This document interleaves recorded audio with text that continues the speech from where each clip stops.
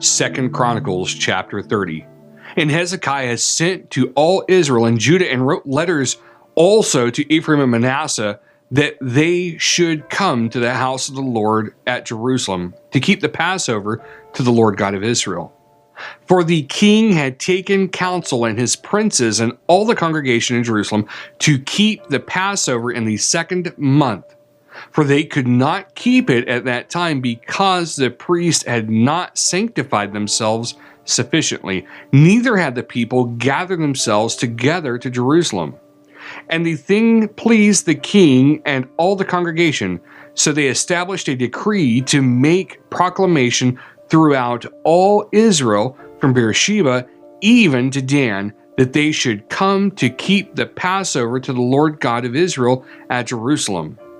For they had not done it of a long time in such sort as it was written.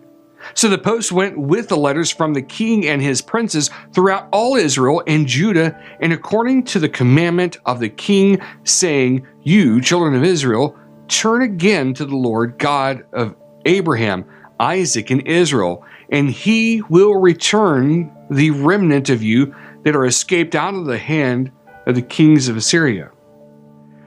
And be not you like your fathers and like your brethren, which trespassed against the Lord God of their fathers, who therefore gave them up to desolation, as you see. Now be not stiff-necked as your fathers were, but yield yourselves to the Lord, and enter into his sanctuary, which he has sanctified forever, and serve the Lord your God, that the fierceness of his wrath may turn away from you. For if you turn again to the Lord, your brethren and your children shall find compassion before them that lead them captive, so that they shall come again into this land. For the Lord your God is gracious and merciful, and will not turn away his face from you, if you return to him. So the post passed from city to city throughout the country of Ephraim and Manasseh, even to Zebulun, but they laughed them to scorn and mocked them. Nevertheless, divers of Asher and Manasseh and of Zebulun humbled themselves and came to Jerusalem. Also in Judah, the hand of God was to give them one heart to do the commandment of the king and of the princes by the word of the Lord. And there assembled at Jerusalem many people to keep the feast of unleavened bread in the 2nd month, a very great congregation. And they arose and took away the altars that were in Jerusalem, and all the altars for incense took they away and cast them into the brook Kidron. Then they killed the Passover on the 14th day of the 2nd month, and the priests and the Levites were ashamed and sanctified themselves and brought in the burnt offerings into the house of the Lord. And they stood in their place after their manner according to the law of Moses, the man of God. The priest sprinkled the blood which they received of the hand of the Levites, for there were many in the congregation that were not sanctified. Therefore the Levites had the charge of the killing of the Passovers for every one that was not clean, to sanctify them to the Lord. For a multitude of the people, even many of the Ephraim and Manasseh and Issachar and Zebulun, had not cleansed themselves, yet did they eat the Passover otherwise than it was written.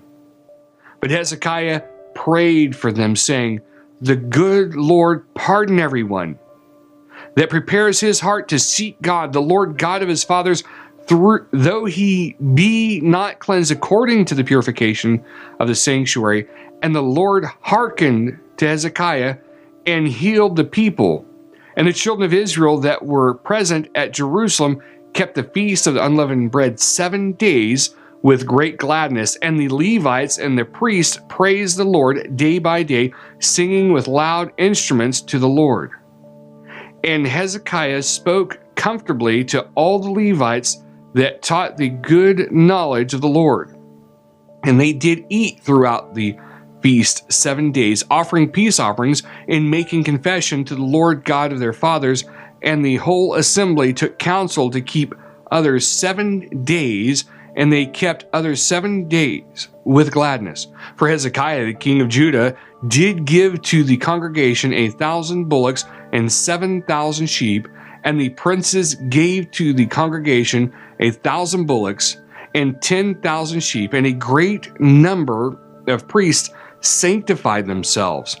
And all the congregation of Judah, with the priests and the Levites and all the congregation that came out of Israel, and the strangers that came out of the land of Israel, and that dwelled in Judah, rejoiced.